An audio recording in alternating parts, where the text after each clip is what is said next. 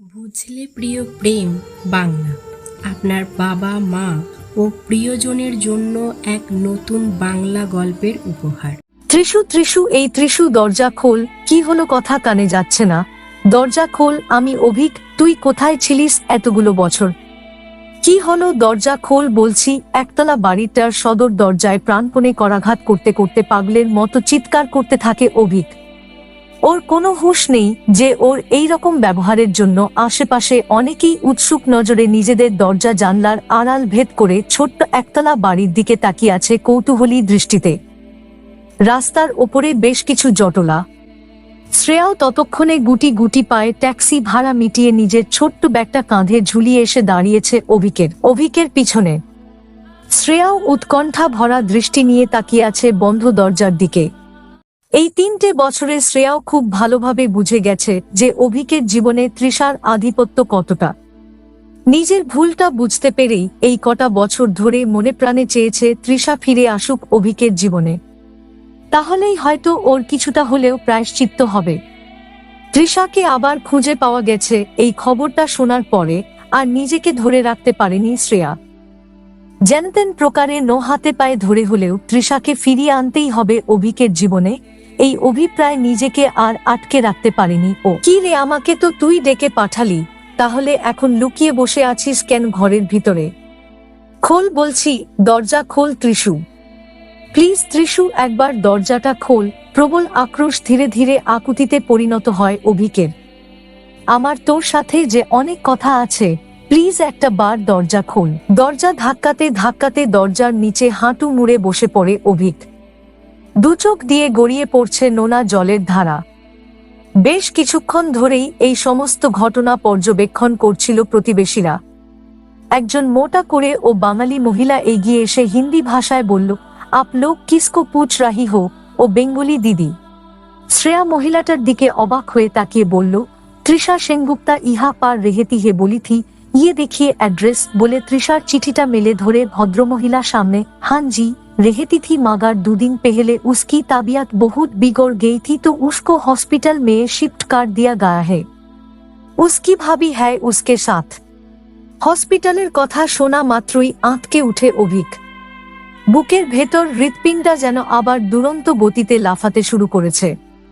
দ্রুত দরজার কাছ থেকে উঠে এসে মহিলার সামনে দাঁড়িয়ে উদ্বিগ্ন গলায় বলল, हॉस्पिटल मगर क्यों? क्या हुआ है उसके साथ? कौन सा हॉस्पिटल में है प्लीज बोलिए। मैनहर लॉसरी हॉस्पिटल और मेन टाउन में है। यहाँ से आधा घंटा लगेगा। लेकिन आप लोग कौन हो? 3 साल में किसी को नहीं देखी, उनसे मिलने आया। श्रेया बोलो, हम लोग उसकी घर वाले हैं। घर वाले? इतने दिन तो कोई नहीं आए उनसे मिलने। वो तो कहती थी अनाथ है। আবার বুকটা মুচড়ে ওঠে অভিকের। शी इज नॉट ऑर्फन, पति हूं मैं उसकी। চিৎকার করে বলে ওঠে অভিক। ভদ্রমহিলা যেন আকাশ থেকে পড়ল। পতি? ইসিলিয়ে কথাটা শেষ করতে না দিয়ে অভিক আর এক মুহূর্ত দাঁড়িয়ে না থেকে রাস্তার দিকে দ্রুত পা চালায়। যে গাড়িটা ওদেরকে তৃষার বাড়ি পর্যন্ত পৌঁছে দিয়েছিল, সেই ড্রাইভার এতক্ষণ ওখানেই দাঁড়িয়ে রাস্তা থেকে জরিপ করছিল ওদেরকে। উনার মনেও অনেক কৌতূহল জন্মেছিল এই 2 ঘন্টা অভিকের সঙ্গে কাটিয়ে। ওর উদ্বিগ্নতা ব্যাকুলতা দেখে উনার মনে কৌতূহল জন্মায়। কি এমন কারণ থাকতে পারে যার জন্য লোকটা এতটা ব্যতিব্যস্ত আর দুশ্চিন্তাগ্রস্ত হয়েছিল? সেটা দেখার জন্য আর চলে যেতে পারেনি সে। সেখানে দাঁড়িয়ে সমস্ত কথোপকথনেই সে শুনেছে। পরিস্থিতির গভীরতা বিচার করেই অভিকে রাস্তায় আসতে দেখে নিজে থেকেই বলল, साहब आप गाड़ी में बैठो, हम आप लोगों को ले जाएंगे सिटी हॉस्पिटल, ज्यादा दूर नहीं है यहाँ से। অভিকের মাথা কাজ করছে না। ও যতক্ষণ তৃষাকে চোখের সামনে দেখছে ওর যেন পাগল পাগল অবস্থা মনে হচ্ছে নিজেকে। আর কথা না বাড়িয়ে সোজা গাড়িতে উঠে বসে সঙ্গে শ্রেয়াও। প্রায় 20-25 মিনিট পর গাড়িটা এসে একটা নার্সিং হোম এর সামনে দাঁড়ায়। রুদ্ধশ্বাসে গাড়ি থেকে বেরিয়ে হসপিটালের দিকে ছোটে অভিক। শ্রেয়া গাড়িওয়ালাকে ধন্যবাদ জানিয়ে আর পয়সা মিটিয়ে দিয়ে দ্রুত পায়ে হসপিটালের ভিতরে প্রবেশ করে। অভিকের বাস্তব বুদ্ধি পুরোপুরি লোপ পেয়েছে এই মুহূর্তে। হসপিটালের ভিতরে প্রবেশ করা মাত্রই ওয়ার্ড বয়, আয়া, সিস্টার যাকে পাচ্ছে তাকে ধরেই তৃষা কোথায় আছে জানতে চাইছে। শ্রেয়া এই অবস্থা দেখে অভিকে কিছুটা সামলানোর চেষ্টা করে বলল, এভাবে জিজ্ঞেস করলে কখনোই পাবি না, রিসেপশনে যেতে হবে, ওখান থেকে খোঁজ নিতে হবে। রেজিস্টার খাতায় নিশ্চয়ই নাম আছে। শোনা মাত্রই অভিক ছুটে যায় রিসেপশনের কাছে। রিসেপশনিস্ট কিছু একটা জরুরি বিষয় কথা বলছিল, তখন অভিক জোরে চিৎকার করে তৃষার খোঁজ করতে থাকে। রিসেপশনিস্ট বিরক্ত হয় এমন অভদ্র আচরণ এর জন্য। শ্রেয়া অভিকে থামিয়ে তৃষার কেবিন নাম্বার জানতে চায় এবং জানায় ওরা ওর বাড়ির লোক। রিসেপশনিস্ট মেয়েটি রেজিস্টার খাতা বের করে তৃষা সেনগুপ্ত নামে রোগীর ডিটেলস দেখতে থাকে। তখনই কাউকে একটা রিসেপশনের পাশ দিয়ে যেতে দেখে অভিক অবাক হয়ে, বিদিশা বৌদি তুমি, বলে ছুটে যায় তার দিকে। মহিলাটিও থমকে দাঁড়ায় ওকে দেখে। তার চোখে মুখে বিস্ময় ভাব ফুটে উঠেছে, যেন বিশ্বাসই করতে পারছে না অভিক সত্যি সত্যি ওর সামনে দাঁড়িয়ে আছে। অভিক অবাক চোখে দেখতে থাকে বিদিশাকে। বিদিশা তৃষার মামার দাদার স্ত্রী। উনি এখন বিধবা। কোন এক অ্যাক্সিডেন্টের সন্দীপ দা মারা যাওয়ার পর শ্বশুর বাড়ির অত্যাচারে আর টিকতে পারেননি সেখানে। একটা বোর্ডিং স্কুলের শিক্ষিকার চাকরি নিয়ে চলে আসে এই দেরাদুনে। বাড়ি থেকে পালিয়ে বিয়ে করার জন্য। এরকম চরমতম খারাপ পরিস্থিতিতেও বাড়ির আপন মানুষগুলো গ্রহণ করেনি তাকে।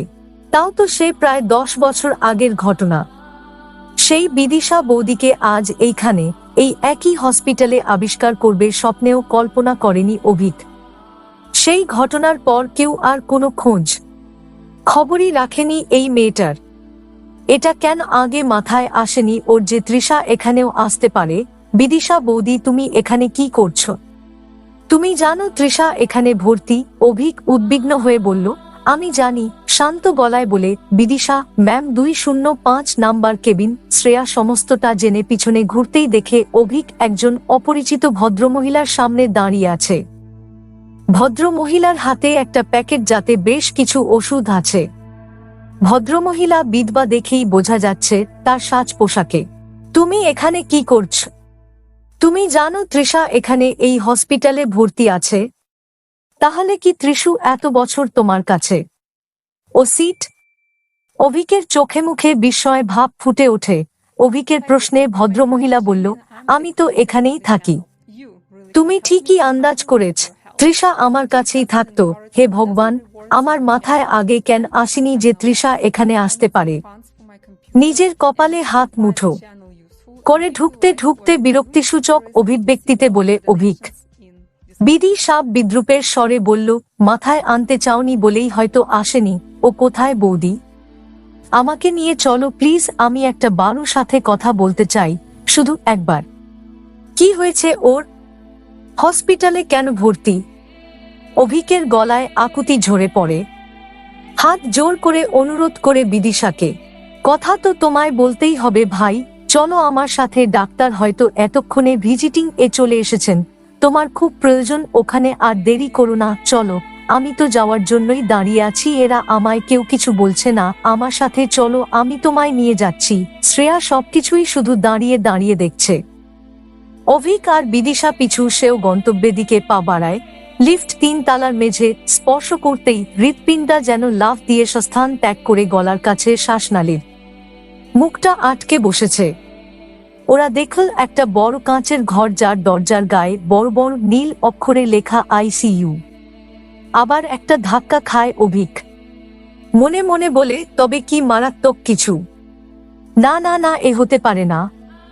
সেজন্যই এত জরুরি তলব। সঙ্গে সঙ্গেই মনের অজান্তেই ওর ডান হাতটা শার্টের বোতাম ভেদ করে গলা ও বুকের সংযোগস্থলে ঘষতে থাকে। হঠাৎ করে শুকিয়ে উঠেছে গলাটা, পাথরের মতো ভারী হয়ে গেছে ওর শরীর। এক বিন্দু এগিয়ে যাওয়ার ক্ষমতা যেন হারিয়েছে ওর দুটো পা। ঠান্ডার মধ্যেও ঘামছে ওর শরীর। রুদ্র, তুই এখানে কি করে? শ্রেয়ার কথাটা কানে যেতেই চমকে উঠল অভিক। এতক্ষণ ওর কোনো হুঁশ ছিল না। কাচের দরজার দিকে ধীরে ধীরে একটা একটা করে পা ফেলছিল প্রমাদ গুনে গুনে। শ্রেয়ার কোথায় চমক ভেঙে তাকায় পাশের চেয়ারে বসে থাকা বিষণ্ণ রুদ্রর দিকে। আশ্চর্যের চরম সীমানায় পৌঁছে যায় অভিক। এই মুহূর্তে রুদ্রকে এখানে কিছুতেই আশা করেনি ও। রুদ্র ওদের দিকে তাকিয়ে একটা কঠিন দৃষ্টিতে নিক্ষেপ করে বলল, কেন? এই জায়গাটা কি তোমাদের দুজনের তত্ত্বাবধানে চলে? হসপিটালটা বুঝি অভিজ্ঞানদার কেনা? এখানে তোমাদের পারমিশন ছাড়া আসা যাবে না? এখানে আমি আমার বন্ধুর সাথে দেখা করতে এসেছি, তার বিপদের দিনে পাশে থাকতে এসেছি। তোমরা প্রশ্ন করার কে? শ্রেয়া অবাক হয়ে তাকায় রুদ্র দিকে। একটা সামান্য কথায় এত ব্যাকা উত্তর আশা করেনি ও। রুদ্রর চোখে যেন আগুন ঝরছে। ও এখানে গত 3 দিন ধরেই আছে। তৃষাকে হসপিটালাইজ করার পর থেকেই ও এখানে। বিদিশার মুখ থেকে কথাটা শোনা মাত্রই অভিকের রাগ 7ম স্তরে পৌঁছে যায়। অভিকের হাতের মুঠো আর চোয়াল শক্ত হয়ে ওঠে। মারমুখী হয়েও নিজেকে সংবরণ করে নেয়, কারণ সেই মুহূর্তেই কাচের দরজা ঠেলে ডাক্তার অনন্ত ত্রিপাঠী বেরিয়ে আসে বাইরে। তাকে দেখে দ্রুত ছুটে যায় অভিক। ডাক্তারের হাত দুটো শক্ত করে চেপে ধরে করুণ গলায় আকুতি সুরে বলতে থাকে, কি হয়েছে তৃষার? বলুন ডাক্তার। ডক্টর ত্রিপাঠী বিদিশার দিকে অবাক দৃষ্টিতে তাকিয়ে বলল, হু ইজ হি? আমি রোগীর বাড়ি থেকে এসেছি। আমি ওর হাজব্যান্ড, দয়া করে আমাকে বলুন আমার স্ত্রীর কি সমস্যা হয়েছে, কেন ওকে আইসিইউতে ভর্তি করা হলো? ডক্টর ত্রিপাঠী আশ্চর্য দৃষ্টিতে অভিকের দিকে তাকিয়ে বলল, আপনি উনার হাজব্যান্ড? এতদিন কোথায় ছিলেন আপনি? এতদিন যাবত আমি উনার ট্রিটমেন্ট করছি, কই একদিনও তো আপনার কথা শুনিনি বা আপনাকে দেখিনি। উনার এত বড় ক্রাইসিসের সময় কিভাবে আপনি ওনাকে ছেড়ে থাকতে পারেন এতগুলো দিন? সে অনেক কথা ডক্টর, সেসব পরে বলবো। আপনি বলুন প্লিজ, তৃষা কেমন আছে? ও আইসিইউতে কেন ভর্তি? কারণ ওনার কন্ডিশন একদমই ভালো নয়, যখন তখন কিছু একটা হয়ে যেতে পারে। কিন্তু আমি আশ্চর্য হয়ে যাচ্ছি এটা ভেবে যে আপনি উনার হাজবেন্ড হয়েও উনার কি হয়েছে সেটা সম্পর্কে অবগত নন। কেন? গত 3 বছর ধরে আমার ওয়াইফ মিসিং ছিল, আমরা অনেক খুঁজেও তাকে পাইনি। গতকাল আমাকে একটা চিঠির মাধ্যমে ডেকে পাঠায় এই ঠিকানায়, তাই আমি আজ এখানে এসেছি। আর এইখানে এসে জানতে পারলাম ও এতটা অসুস্থ যে ওকে হসপিটালাইজড করতে হয়েছে। কথাগুলো বলতে বলতে নদীর স্রোতের মতো 2 গাল বেয়ে ক্রমাগত অশ্রু ধারা বইতে থাকে অভিকের। আপনি আমার কেবিনে আসুন, ওখানে বসে কথা হবে। ডাক্তারবাবু, আমি একবার ওর সাথে দেখা করতে চাই। একবার কি দেখা করা যাবে?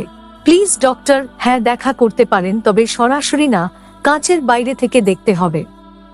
ওনার অবস্থা ভালো নয়, কোনরকম সামান্যতম উত্তেজনা ওনার পক্ষে মারাত্মক ক্ষতিকারক, তাই যতক্ষণ না কন্ডিশন একটু স্টেবল হচ্ছে ততক্ষণ ওনার কাছে যাওয়া যাবে না। ঠিক আছে ডাক্তার, আমি ওর কাছে যাব না, আমি শুধু একটাবার দেখব, ব্যস্ত হয়ে বলল অভিক। ওকে, যত তাড়াতাড়ি সম্ভব আমার কেবিনে আসুন। কথা আছে।